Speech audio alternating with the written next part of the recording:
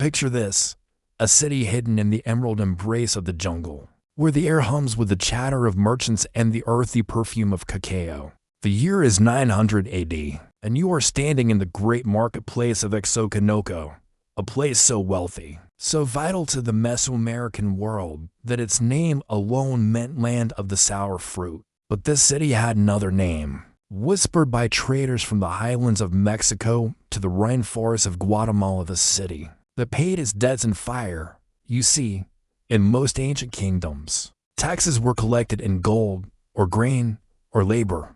But here, in this lush corner of the Aztec Empire's southern frontier, the currency of commerce and tribute was something far more piquant. Here, the measure of a man's wealth was counted not in coins, but in chiles. Let us wander together through the ruins of this forgotten economic wonder. The cobblestones beneath your feet still remember the shuffle of bare feet carrying baskets brimming with chiltepin peppers, tiny volcanic spheres of heat that could make a grown warrior weep. Along the broken walls, faded murals depict merchants weighing out scarlet piles of Oaxaca peppers on wooden scales, their faces carefully neutral as the aroma stung their eyes. How did such a system begin? The answer lies in the land itself. Xoconilco sat in a narrow strip of earth, where the volcanic soil was too precious to waste on corn or beans, when it could grow something far more valuable. The chili peppers cultivated here were unlike any others, brighter, hotter,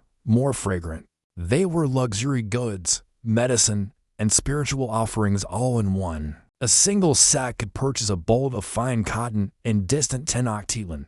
A basketful might buy a slave's freedom. And for the Aztec tax collectors who came each season, the peppers were more reliable than gold. After all, you can't eat jade, but a well-dried chili could flavor 100 meals. But here's where our story takes a curious turn. In the great ledgers of the Aztec Empire, meticulously recorded by scribes using pictograms on bark paper, Xoconilco appears again, and again not just as a producer of peppers, but as a consumer of them. Why would the chili capital of Mesoamerica need to import more chilies? The answer reveals an economic sophistication that would make modern economists pause. The city had become a spice broker, a middleman, and a vast culinary network. Peppers from the highlands, smoky, subtle, were traded for coastal varieties, fruity, explosive, then blended and resold at premium prices. The priests used certain chilies exclusively for temple ceremonies, creating artificial scarcity. Some varieties were even aged in sealed jars, developing flavors so complex they were reserved for emperors and gods. This wasn't just agriculture, it was terroir, branding, and commodity speculation centuries before Wall Street existed. Then, around 1520, the record stopped. The Spanish conquistadors, who meticulously documented every ounce of gold they plundered, barely mentioned Xoconilco.